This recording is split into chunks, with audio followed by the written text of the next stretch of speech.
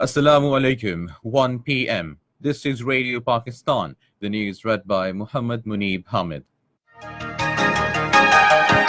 First, the headlines. Secretary Election Commission says only the Election Commission is responsible for holding free and fair elections and all the other institutions are assisting it. Supreme Court has disqualified for life Rai Hassan Nawaz, a candidate of PTI from NA 149, to contest election.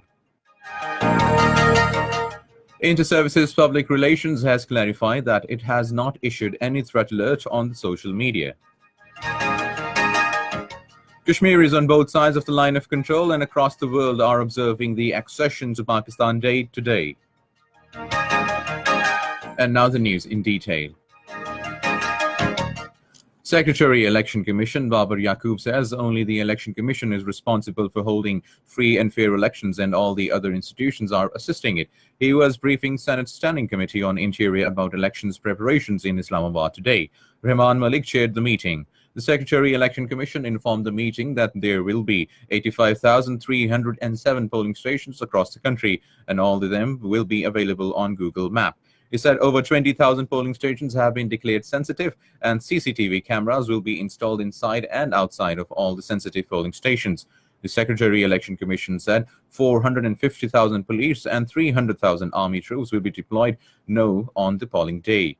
As many as 750,000 polling staff will perform duty. Said the army personnel will assist ECP under law and they will work under presiding officers. He said for the first time a code of conduct for security personnel was prepared.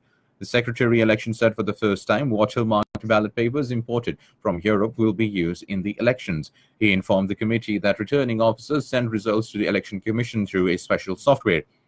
He said observers, most of them from EU and Commonwealth, will monitor transparency in elections. The Supreme Court has disqualified for life Rai Hassan Nawaz to contest elections. A two-member bench headed by Justice Sheikh Azmat Saeed gave the decision today. Rai Hassan Nawaz was a candidate of PTI from NA 149. The court had already given a judgment against Rai Hassan Nawaz under Article 62(1)(f). Meanwhile, the court rejected applications for ineligibility against independent candidate Sheikh Uqas Akram from NA 115 Chung. Inter-Services Public Relations has clarified that it has not issued any threat alert on the social media. In a statement today, the ISPR said that fake threat alerts of various cities are being circulated on social media. It said such propaganda is an attempt to create confusion and environmental of fear.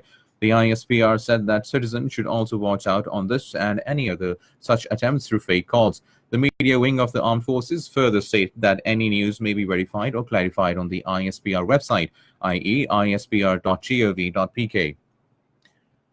Caretaker Prime Minister Justice Retired Nasirul Mulk will chair a high-level meeting regarding prevailing law and order situation in Lahore today. He will also hold a meeting with Punjab Governor Malik Muhammad Rafiq Rajwana and Caretaker Punjab Chief Minister Dr. Hassan Askari.